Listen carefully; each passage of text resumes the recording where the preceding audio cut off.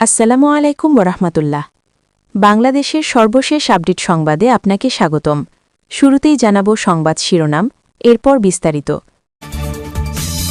যাদের চরিত্র পাল্টায়নি তাদের দিয়ে নতুন বাংলাদেশ করা সম্ভব না, বললেন জামায়াতের আমির ড শফিকুর রহমান।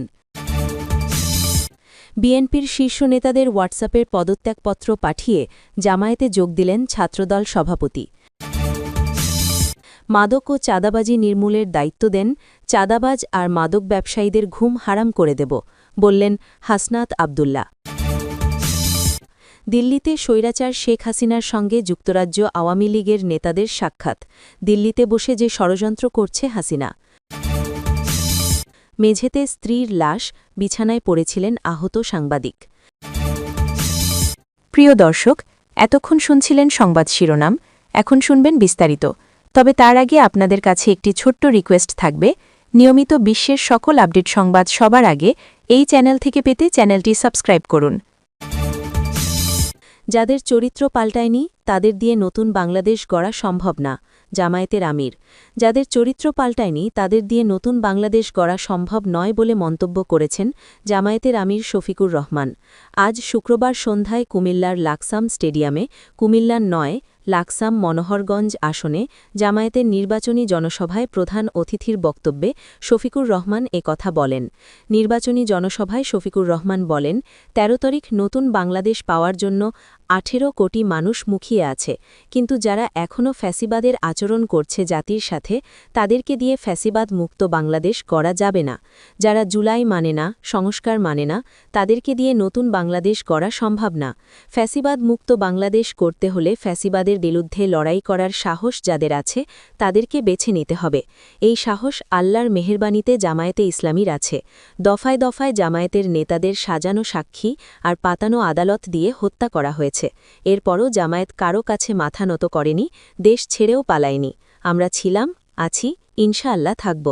বিএনপির সমালোচনা করে জামায়াতের আমির বলেন, ঘরে ঘরে এখন কার্ড বিতরণ হচ্ছে, নাম তার ফ্যামিলি কার্ড। ফ্যামিলি কার্ড দেওয়া হবে মায়ের হাতে, বাবার হাতে না। কি চমৎকার! এক হাতে ফ্যামিলি কার্ড, আরেক হাতে মায়ের গায়ে হাত। বাংলাদেশের মানুষকে এত বোকা মনে করেছেন? সবাই নিজের বুঝটা ভালো করেই বোঝে। আমার মায়েরা এখন ওপেনলি বলেন, তারা এই অনিরাপদ বাংলাদেশ আর দেখতে চান না, তারা একটি নিরাপদ বাংলাদেশ চান। মায়েরা মনে করেন দাড়িপাল্লা আর তার সঙ্গীরাই তাদের নিরাপত্তা দিতে পারবে। এই দেশ জামায়াতের ঠিকানা উল্লেখ করে শফিকুর রহমান বলেন, আমাদের কোনো মামা খালুর দেশ নেই, বেগম পাড়া নেই, আমাদের পাড়া একটাই, আমাদের গর্বের বাংলাদেশ। হাঁচিকাশি হলেও নেতারা বিদেশে চলে যান, দেশের প্রতি তাদের কোনো আস্থা নেই, অথচ তারাই একসময় বাংলাদেশ স্বাধীন করেছেন। তাহলে দেশটাকে গড়লেন না কেন? এই দেশের প্রতি আপনাদের আস্থা নেই, কারণ এই দেশ আপনাদের কাছে শুধুই টাকা কামানোর মেশিন। দেশপ্রেমিক হলে সব কাজে দেশপ্রেমের পরিচয় দিতে হবে উল্লেখ করে জামায়াতের আমির বলেন, জনগণের টাকা লুণ্ঠন করে বিদেশে পাচার করে দেবেন, নিজের ছেলেমেয়েদের বিদেশে লেখাপড়া করাবেন, বড় ভালোবাসেন দেশটাকে, নিজে পড়ে আছেন অবৈধভাবে ইনকাম জেনারেশনের জন্য। আপনি আসল দেশপ্রেমিক। আপনার এই ভণ্ডামি আমরা আর দেখতে চাই না। দেশপ্রেমিক হলে তার পরিচয় বাস্তবে দিতে হবে, মুখে নয়। মুখের কথা জনগণ আর বিশ্বাস করে না। নেতাদের হোয়াটসঅ্যাপে পদত্যাগপত্র পাঠিয়ে জামায়াতে যোগ দিলেন ছাত্রদল সভাপতি। নওগাঁর নিয়ামতপুর সরকারি কলেজ শাখা ছাত্রদল সভাপতি বিদ্যুৎ মাহাতো ছাত্রদল থেকে পদত্যাগ করেছেন। পদত্যাগের মাত্র ১.৫ ঘণ্টার মাথায় তিনি জামায়াতে ইসলামীতে যোগ দিয়েছেন। শুক্রবার বিকেলে জামায়াতে ইসলামীতে যোগদানের বিষয়টি তিনি নিজেই নিশ্চিত করেছেন। এর আগে শুক্রবার দুপুরে বিদ্যুৎ মাহাতো সংবাদ সম্মেলন করে আনুষ্ঠানিকভাবে ছাত্রদলের পদ থেকে সরে দাঁড়ানোর ঘোষণা দেন। পদত্যাগের ১.৫ ঘণ্টার ভিতরে তিনি জামায়াতে যোগদানের ঘটনায় স্থানীয় রাজনৈতিক অঙ্গন ও কলেজ ক্যাম্পাসে ব্যাপক আলোচনা শুরু হয়। এই ঘটনায় জামায়াতের পক্ষ থেকে আনুষ্ঠানিক কোনো বক্তব্য দেওয়া হয়নি। তবে ছাত্রদলের নেতারা জানিয়েছেন, পদত্যাগের বিষয়টি তাদের আগে থেকে জানা ছিল না। হোয়াটসঅ্যাপে পদত্যাগপত্রটি ছাত্রদল নেতাদের পাঠিয়েছেন বিদ্যুৎ মাহাতো। এই ঘটনায় নির্বাচন এবং দলের অভ্যন্তরে কোনো প্রভাব পড়বে না বলেও দাবি করেছেন তারা। বিদ্যুৎ মাহাতোর পদত্যাগ ও জামায়াতে যোগদানের বিষয়ে জানতে চাইলে ছাত্রদল জেলা ছাত্রদলের সদস্য সচিব মামুন দিন দোহা বলেন, হোয়াটসঅ্যাপে পদত্যাগপত্র পাঠিয়েছে। জামায়াতে যোগ দেওয়া প্রসঙ্গে বক্তব্য জানতে চাইলে তিনি আরও বলেন, এই ঘটনায় দলে কিংবা নির্বাচনে কোনো প্রভাব পড়বে না।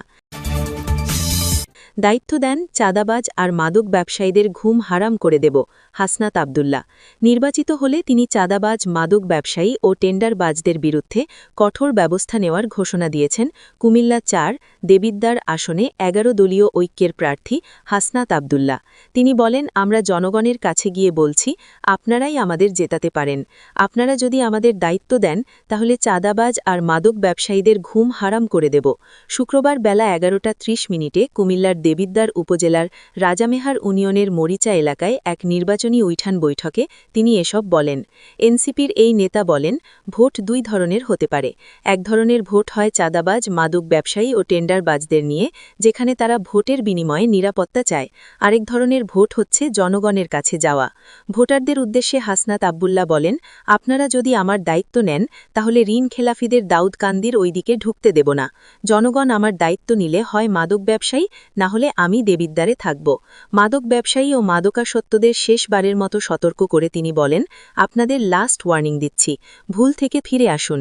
কর্মসংস্থানের দরকার হলে আমাদের জানান, দোকান বা গরু কিনে দেব, যেন বৈধভাবে জীবনযাপন করতে পারেন।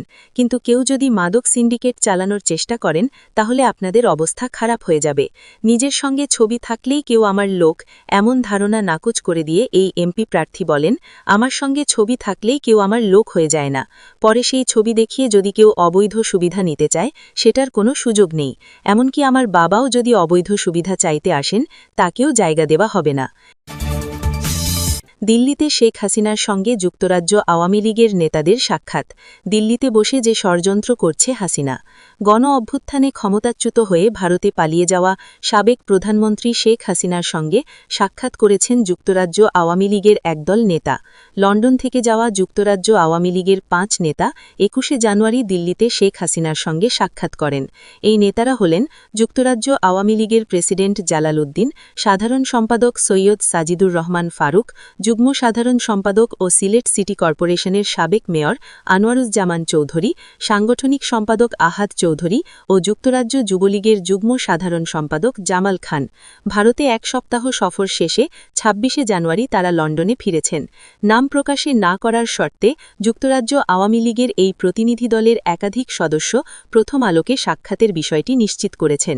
তবে এই সাক্ষাতের বিষয়ে দ্বিতীয় কোনো সূত্র থেকে যাচাই করা সম্ভব হয়নি। শেখ হাসিনার সঙ্গে সাক্ষাৎ করে আসা আওয়ামী লীগের নেতার একজন প্রথম আলোকে বলেন, কঠোর নিরাপত্তা ব্যবস্থার মধ্য দিয়ে সাক্ষাৎটি অনুষ্ঠিত হয়েছিল। মোবাইল সহ কোনো ব্যক্তিগত সামগ্রী সঙ্গে নেওয়ার অনুমতি ছিল না। শেখ হাসিনার অনুমোদনের পর নিরাপত্তা যাচাই শেষে যুক্তরাজ্য আওয়ামী লীগের এই দলকে নিরাপত্তা বাহিনীর গাড়িতে করে শেখ হাসিনার বসবাসরত বাড়িতে নেওয়া হয়। যুক্তরাজ্য আওয়ামী লীগের ওই নেতা প্রথম আলোকে বলেন, আমরা শেখ হাসিনার সাথে সাক্ষাৎকালে প্রায় ৫ ঘণ্টা সেখানে অবস্থান করেছি। পুরো সময়টি তিনি আমাদের দিয়েছেন। তাকে বেশ আত্মবিশ্বাসী ও প্রত্যয়ী মনে হয়েছে। শারীরিক কোনো অসুস্থতা তার মধ্যে লক্ষিত হয়নি, তবে সামান্য একটু ওজন কমিয়েছেন বলে মনে হয়েছে। যুক্তরাজ্য আওয়ামী লীগের ওই নেতা প্রথম আলোকে বলেন, ভারত সরকার দিল্লিতে একটি সুসজ্জিত নিরাপত্তা বেষ্টনীর মধ্যে বিশাল প্রাসাদে শেখ হাসিনাকে অত্যন্ত মর্যাদার সঙ্গে রেখেছে। শেখ হাসিনার সেবা ও সহায়তার জন্য সেখানে অনেকে কাজ করছেন। ওই বাসস্থানের নিরাপত্তা বলয়ও ২-৩ স্তরে বিস্তৃত। শেখ হাসিনার ছোট বোন শেখ রেহানা নিয়মিত বিরতিতে লন্ডন থেকে দিল্লিতে গিয়ে তার সঙ্গে কিছুদিন অবস্থান করেন বলেও জানান। মেঝেতে স্ত্রীর লাশ, বিছানায় পড়েছিলেন আহত সাংবাদিক। রাজশাহীতে এক সাংবাদিকের স্ত্রীর লাশ উদ্ধার করেছে পুলিশ।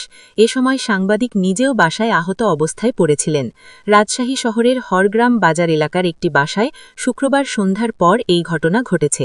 নিহত নারীর নাম রওশন আরা ৫০, তার স্বামী গোলাম কিবরিয়া কামাল ওরফে কামাল মালিক, লোখানী দৈনিক রাজশাহী সংবাদের উপসম্পাদক। রাজশাহী শহরের হরগ্রাম বাজার এলাকার ওই বাসায় তারা ভাড়া থাকেন।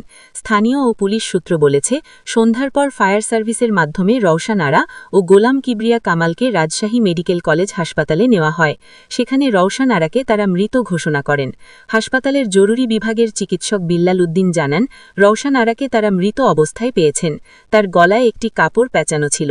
তার মৃত্যু কিভাবে হয়েছে সেটি ময়নাতদন্তের পর নিশ্চিত করে বলা যাবে। তিনি আরও জানান, সাংবাদিক কামাল মালিকের হাতে পায়ে জখম আছে। তিনি ড্যামফিক্স নামের তরল রাসায়নিক পান করেছেন, তার অবস্থা সংকটাপন্ন। পুলিশ বলেছে 3তলা ওই ভবনের 3য় তলায় ভাড়া থাকেন সাংবাদিক কামাল মালিক। দৈনিক রাজশাহী সংবাদের সম্পাদক আহসান হাবিব অপু বলেন, ঘটনার খবর পেয়ে আমরাও হাসপাতালে এসেছি। কিভাবে ঘটনা ঘটেছে তা এখনও জানি না। সাংবাদিক কামাল মালিকের অবস্থা সংকটাপন্ন। হাতে পায়ে জখম আছে, সম্ভবত রগ কেটে গেছে। তাকে আইসিইউতে নেওয়া হচ্ছে। রাজশাহী নগর পুলিশের মুখপাত্র অতিরিক্ত উপ-পুলিশ কমিশনার গাজীউর রহমান বলেন, ঘটনাস্থলে পুলিশ আছে, সিআইডির ক্রাইম সিনও এসেছে, তারা কাজ করছে। কিভাবে ঘটনা ঘটেছে সে বিষয়ে তদন্ত চলছে। এখনও মন্তব্য করার মতো অবস্থায় পৌঁছানো যায়নি। প্রিয় দর্শক, এতক্ষণ শুনছিলেন বাংলাদেশের সর্বশেষ আপডেট সংবাদ। ভিডিও সম্পর্কে আপনার কোনো মতামত থাকলে কমেন্ট বক্সে জানাবেন। নিয়মিত বিশ্বের সকল আপডেট সংবাদ সবার আগে এই চ্যানেল থেকে পেতে চ্যানেলটি সাবস্ক্রাইব করে আমাদের সাথেই থাকুন। ধন্যবাদ।